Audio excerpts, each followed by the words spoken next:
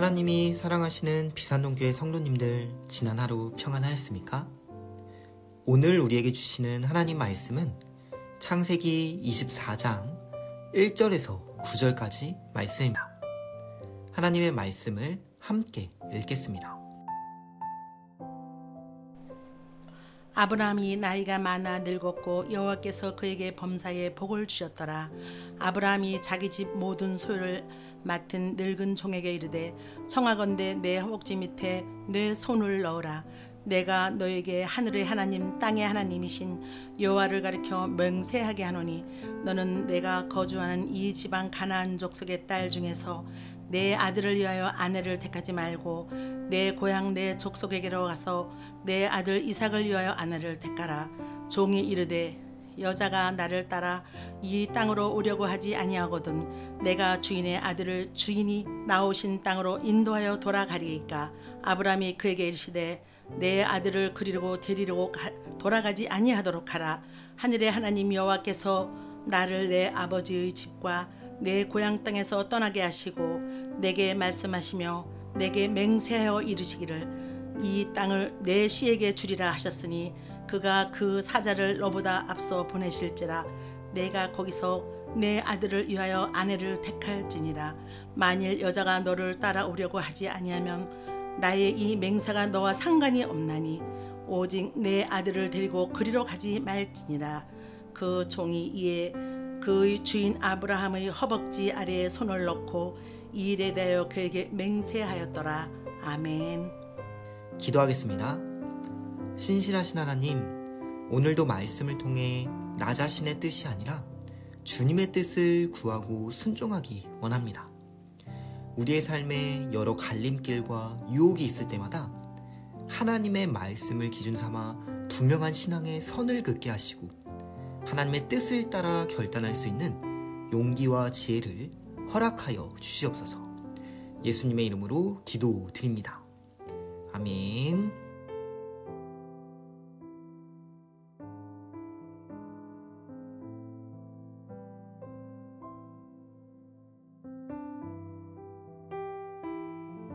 사라는 세상을 떠났고 아브라함도 이제 인생의 황혼기에 접어들었습니다. 그러나 하나님께서는 그의 삶 전반에 걸쳐 복을 내려주셨습니다.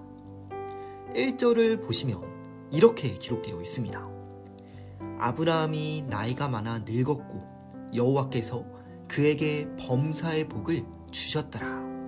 아멘. 여기서 말하는 복은 단순히 물질적인 풍요나 세상적인 성공만을 의미하지 않습니다.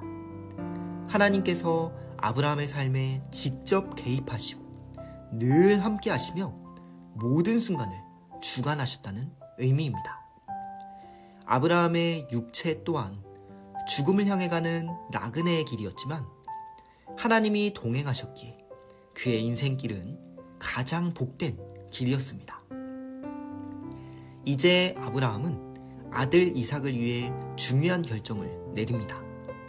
그는 집안의 모든 소유를 맡아 관리하던 늙은 종을 불러 자신의 고향과 친족 중에서 이삭의 아내를 데려오라고 명령합니다. 2절에서 4절까지 말씀입니다. 아브라함이 자기 집 모든 소유를 맡은 늙은 종에게 이르되 청하건대 내 허벅지 밑에 네 손을 넣어라.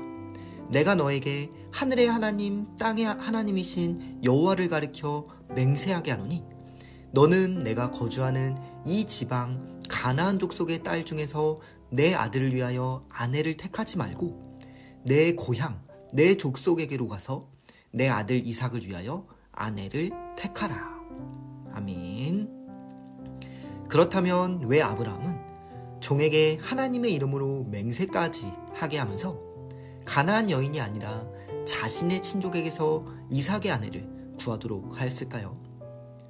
사실 당시의 결혼은 더욱이 개인만의 일이 아니라 가문과 가문 사이의 동맹이었습니다.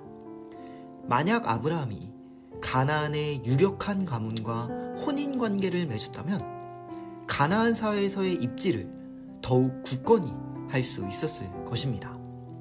실제로 아브라함은 이미 가나안 사람들에게 존경을 받고 있었고 사라의 장례식에서도 그 사실이 드러났습니다. 마음만 먹으면 인간적인 방법으로 집안을 더 크게 일으킬 수도 있었습니다.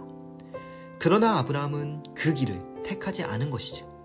왜일까요? 창세기 15장 16절에서 하나님께서는 아브라함과 언약을 맺으시며 이렇게 말씀하셨습니다. 네 자손은 4대 만에 이 땅으로 돌아오리니 이는 아모리 족속의 죄악이 아직 가득 차지 아니함이니라. 아멘. 여기서 아모리 족속은 가나안의 원주민으로서 가나안 땅을 지칭합니다.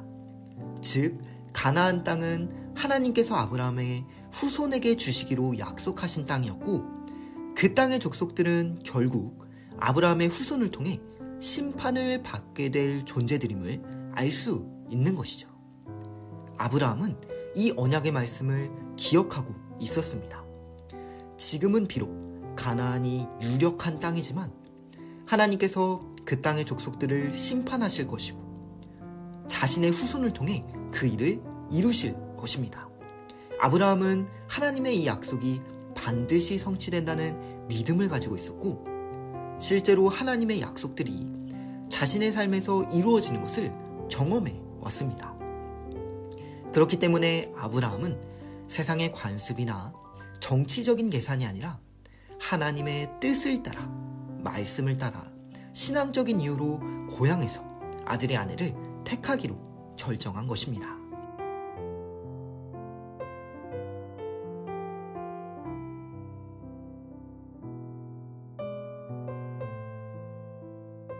이제 종은 아브라함에게 현실적인 질문을 합니다. 5절입니다. 종이 이르되 여자가 나를 따라 이 땅으로 오려고 하지 아니하거든 내가 주인의 아들을 주인이 나오신 땅으로 인도하여 돌아가리이까? 지금 종의 이 말은 만약 여자가 따라오지 않는다면 이삭을 고향으로 직접 데리고 가서 그곳에서 결혼시키는 것이 어떻겠냐는 질문입니다. 실제로 충분히 있을 법한 상황입니다. 어떻게 한 여인이 처음 보는 사람을 따라 낯선 땅으로 시집 갈 수 있겠습니까? 게다가 남편의 얼굴도 보지 못했습니다.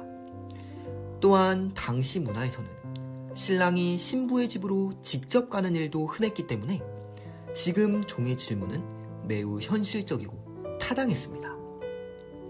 그러나 아브라함은 분명히 대답합니다. 6절입니다. 아브라함이 그에게 이르되 내 아들을 그리로 데리고 돌아가지 아니하도록 하라. 절대로 아들을 고향으로 데려가지 말라는 명령입니다. 아브라함이 왜 이렇게 단호하게 말하고 있을까요?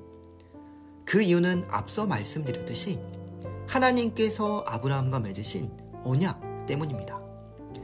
하나님은 아브라함에게 이 땅, 곧 가나안을 내 자손에게 주겠다라고 약속하셨고 이삭은 그 언약의 계승자이기 때문에 반드시 가나안 땅에 머물러야 했습니다. 만약 이삭이 고향 땅으로 돌아가게 된다면 하나님의 약속을 온전히 신뢰하지 못하는 것이 되고 언약의 성취도 흔들릴 수 있습니다. 아브라함은 하나님의 말씀을 신뢰했기 때문에 어떠한 상황에서도 이삭이 가나안 땅을 떠나서는 안 된다고 분명하게 선을 긋고 있는 것입니다. 이어지는 7절에서 아브라함은 종에게 이렇게 말합니다. 하늘의 하나님 여호와께서 나를 내 아버지의 집과 내 고향 땅에서 떠나게 하시고 내게 말씀하시며 내게 맹세하여 이르시기를 이 땅을 네 씨에게 주리라 하셨으니 그가 그 사자를 너보다 앞서 보내실지라 네가 거기서 내 아들을 위하여 아내를 택할지니라. 아멘. 이처럼 아브라함은 지금까지 하나님이 인도하셨고 앞으로도 하나님께서 길을 여시고 주의 사자를 앞서 보내실 것을 믿었습니다. 설령 일이 그렇게 되지 않더라도 그 또한 하나님의 뜻으로 받아들이겠다는 믿음을 가지고 있습니다. 8절입니다. 만일 여자가 너를 따라오려고 하지 아니하면 나의 이 맹세가 너와 상관이 없나니 오직 내 아들을 데리고 그리로 가지 말지니라. 아멘. 만약 여자가 종을 따라오지 않는다면 아브라함과 종이한 맹세는 풀려날 수 있다는 의미입니다. 그러나 이 상마는 고향으로 데려가는 일만큼은 절대로 안 된다고 말하고 있는 것이죠. 이처럼 아브라함은 분명하게 선을 긋습니다. 하나님의 약속은 인간의 전략이나 수단이 아니라 오직 하나님의 말씀의 방식대로 이루어진다는 사실을 믿은 것입니다.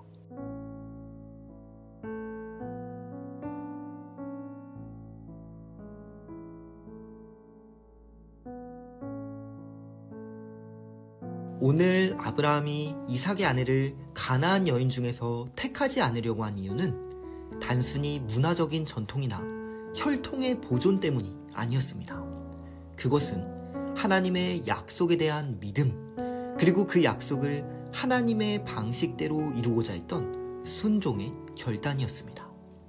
아브라함은 자신의 삶과 가정에 하나님의 약속과 뜻이 아닌 다른 기준이 들어오는 것을 분명하게 경계하며 신앙의 경계선을 확실히 지켰습니다. 여기에서 우리는 믿음의 사람에게 중요한 원칙을 발견할 수 있습니다. 첫째, 믿음의 사람은 무엇인가를 결정할 때 조건이나 환경이 아니라 하나님의 말씀을 가장 중요한 기준으로 삼습니다. 하나님의 뜻은 하나님의 백성이 거룩하게 온전히 구별된 존재로 살아가는 데 있습니다. 그런데 이 구별은 단지 혈통을 보존하는 것이 아니라 믿음과 삶의 방식, 즉 하나님의 말씀과 언약을 붙드는 태도에서 나타나는 것입니다. 오늘 아브라함은 이 부분에서 타협하지 않고 말씀이라는 분명한 신앙의 경계선을 지킨 것입니다. 둘째, 믿음의 사람은 하나님의 말씀을 기준 삼을 뿐만 아니라 하나님의 약속 앞에서 순종함으로 반응합니다. 오늘 아브라함은 불확실한 미래 앞에서도 하나님께서 반드시 길을 여실 것이라는 믿음으로 순종했습니다. 그래서 아브라함은 7절에서 내 본토 고향집을 떠나게 하신 하나님께서 이 땅을 네 씨에게 주리라 라고 하셨으니까 반드시 그분이 사자를 앞서 보내주실 것이다 라고 선포할 수 있었던 겁니다. 아브라함은 하나님이 자신을 처음 부르셨던 자리, 즉 하나님께서 언약을 시작하셨던 그 출발점을 기억했습니다. 그래서 바로 그 출발의 자리에서 다시 언약의 고리를 이어가고자 아들의 아내를 고향 땅에서 찾기로 순종했던 것입니다. 이처럼 아브라함은 자신의 뜻이 아니라 하나님의 뜻에 순종하려는 태도를 보여줍니다. 결국 이삭의 아내가 될 리브가 역시도 처음에 아브라함이 하나님의 부르심에 순종하여 고향을 떠났었던 것처럼 그녀 역시 자신의 땅과 가족을 떠나 하나님의 부르심에 순종해야 하는 것입니다.